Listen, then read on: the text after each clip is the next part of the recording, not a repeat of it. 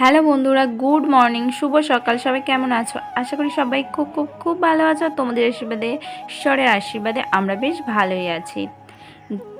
তো আজকেই দেখো সকাল সকাল ব্লগ স্টার্ট করে দিয়েছি। তো যাক, আর একটা কথা বলা হয়নি, তো পারবিতিস ব্লগে তোমাদেরকে আরও একবার অনেক স্বাগত আর অনেক ভালোবাসা। তো জানি আমি ব্লগটা স্টার্ট করছি, আশা করি আজকে ব্লগটা তোমাদের ভালো লাগবে। তো সকাল সকাল আমি উঠে পড়েছি, আর উঠে দেখো ব্রাশ করতে করতে এই যে কলে যাচ্ছি। তো বেলাটা দেখে তোমরা বুঝতেই পারছো, সকাল মানে ওই 8টা সাড়ে 8টার মতো বাজে। তবে রোদ্দুর যা পড়েছে কি বলবো। তো দেখো, তো বন্ধুরা দেখো মুখ ধোয়া হয়ে গেছে, ধুয়ে চা খেলাম। তারপরে সোনু উঠে গেছে, সোনুকে কোলে নিয়ে একটুখানি আমি বসে আছি। ওর ঘুমটা ভাঙলে তারপর ওকে খাওয়াবো, মানে খাওয়াবো না, আগে মুখ ব্রাশ করাতে হবে। ব্রাশ এখনও যেহেতু করাই না, মুখটা একটু পরিষ্কার করে তারপর হচ্ছে খাওয়াবো। তো চলো, ওর ঘুমটা মোটামুটি একটু ভেঙে যাক, তারপর ওকে খাওয়াবো। খাইয়ে তারপর তোমাদের সঙ্গে আবার ফিরে আসছি। তো ব্রাশ করে এসে তারপর একটুখানি চা খেয়ে নিলাম, তারপর সোনুকে কোলে নিয়ে ওকে একটুখানি ওর ঘুমটা ভাঙালাম। তারপর আমি মোটামুটি ওকে ফ্রেশ করিয়ে ওকে মোটামুটি ও বাইরের দিকে খেলছে, আর আমি এদিকে চলে এসেছি ও সুজিটা রেডি করে নিতে। যেহেতু ও সকালে সুজি খায়, তো সেই জন্য সুজিটা এখন রেডি করে নিচ্ছি। ঠিক আছে, তো তারপর রান্নার কিছুটা এখন জোগাড় টোগাড় করতে হবে। তো ভাবলাম এখন গিয়ে তোমাদের সঙ্গে একবার কথা বলি। তো এখন চলে আসলাম কথা বলতে। আর মানে কি বলবো, বুঝতে পারছি না কি বলবো। তো চলো এখন মানে ব্লগটা তোমরা তাহলে দেখতে থাকো। তো স্নান করে মোটামুটি এখন আমি রান্নার সমস্ত জোগাড় করব, কারণ মা মানে আজকে একটু ব্যাংকে যাবে, মায়ের দরকার আছে। তো সেই জন্য আমি এখন হাতা মানে তাড়াতাড়ি করে যতটা যা পারি হেল্প করে দেবো। আর তারপরে মা রান্না করবে, ভাই বাজারে গেছে বাজার আনতে। তো চলো তাহলে কি রান্না বান্না হয় সেটা দেখা যাক। তো তাহলে তোমরা সাথেই থাকো। তো চলো। তো স্নান তো হয়ে গেছে, তোমরা দেখতে পেলে। তারপর একটুখানি তোমাদের সঙ্গে কথাও বললাম, আর বলার পর চলে আসছি এদিকে ভাই যে সমস্ত সবজিগুলো এনেছিল ওগুলো গোছাতে। তো মা ওদিকে আমি মোটামুটি সবজিটা গুছিয়ে আবার কিছুটা মোটামুটি মানে ওই আদা রসুন পেঁয়াজ এইসবগুলো এখন কাটতে হবে। তো এইগুলো ভাবলাম আগে একটুখানি গুছিয়ে নিই। তো এই দেখো মোটামুটি এখন ওগুলো গুছিয়ে এই দেখো আদা রসুন পেঁয়াজ টমেটো, এদিকে আলু, আর এদিকে মাংসটা তো কাটাই এনেছিল, তো ওটা ধুইতে হবে। তো মোটামুটি সব কিছু রেডি করে নিয়েছি। আবার এনেছিল পাঁপড়, মানে ওই ব্যাটের মতো যে পাঁপড়গুলো ওইগুলো। তারপর এই দেখো আলু ভাজা বসিয়ে দেওয়া হয়েছে সব কিছু ধুয়ে এনে রেডি করার পর। তো এখানে একটা তোমাদেরকে আজকে মোটামুটি একটা সুন্দর জিনিস দেখাবো, যা তোমরা মোটামুটি এটা ট্রাই করতে পারো, বেশ ভালো, মানে খুব সহজে কম সময়ের মধ্যে হয়ে যায়। তো এই দেখো মোটামুটি আলুটা ভেজে নেওয়ার মধ্যে এখানে পেঁয়াজ কাঁচা লঙ্কা আর দিয়ে একটুখানি ভেজে নেওয়া হয়েছে। তারপর রসুন দিয়ে দেওয়া হয়েছে, দিয়ে এখন ভালো করে ভেজে নেবো। আর এখন টমেটোটাও দেওয়া হয়ে গেল, এর উপরে দিয়ে দিলাম অল্প লবণ, দিয়ে খুব ভালো মতো করে কষিয়ে নেব। আচ্ছা, এখানে তোমাদেরকে একটা ছোট্ট টিপস দিই। এই যে মোটামুটি মশলাটা কষাচ্ছি, এটা কিন্তু দুটো তরকারির মশলা, মাছের তরকারি আর মাংস।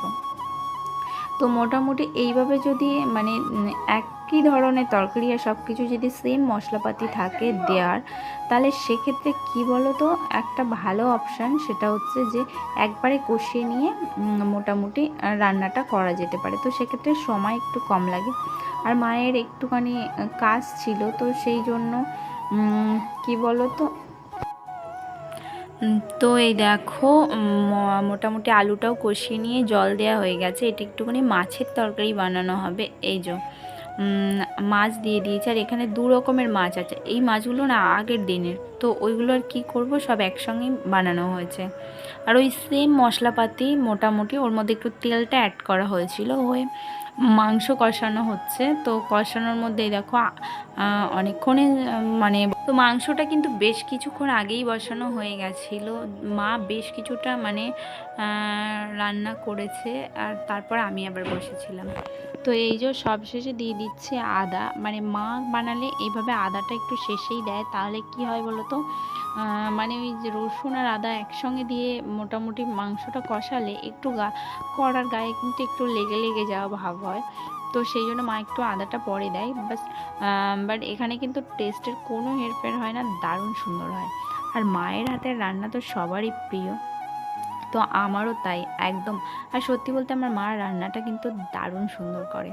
তো যাই হোক, মাংসটা এদিকে কষানো রেডি, এখন এই জল দিয়ে দেওয়া হচ্ছে, মানে পরিমাণ মতো যতটুকু জল দেওয়া হবে।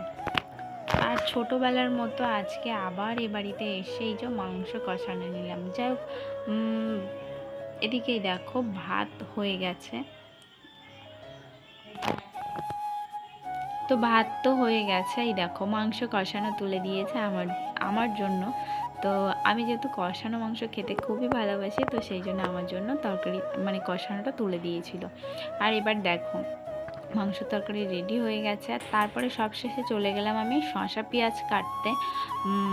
যেহেতু আজকে বড়মশাই আছে, আর বড়মশাই থাকলে কি বলতো, ওর কিন্তু মাংসর সঙ্গে শসা পেঁয়াজ এগুলো খেতেও বেশ ভালোবাসে।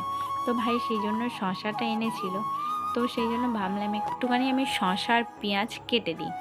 তো এই যে এখন কাটতে বসেছি। আর কি বলো তো, তোমাদের সঙ্গে আরও বেশ মানে আজকে আরও কয়েকটা জিনিস দেখাবো। যাক, এই বাড়িতে এসে মানে সব কিছু একদম সব কিছু শেয়ার করতে পারছি না, যতটুকু পাচ্ছি তোমাদের সঙ্গে শেয়ার করছি। তো যাই হোক, দেখো আমার শসা কাটা হয়ে গেছে, এখন আমি চলে গেছিলাম পেঁয়াজ নিয়ে আসতে। এই যে পেঁয়াজ নিয়ে ছাড়াচ্ছি, এখন পেঁয়াজটাকেও ঝটপট করে কেটে নেব।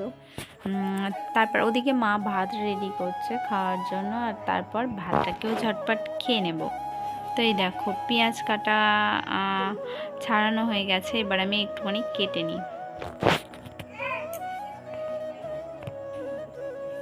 তারপর এই দেখো বিকেলবেলায় চলে এসেছিলাম। এগুলো কি করছি বলো তো, তোমরা কি কিছু বুঝতে পারছো?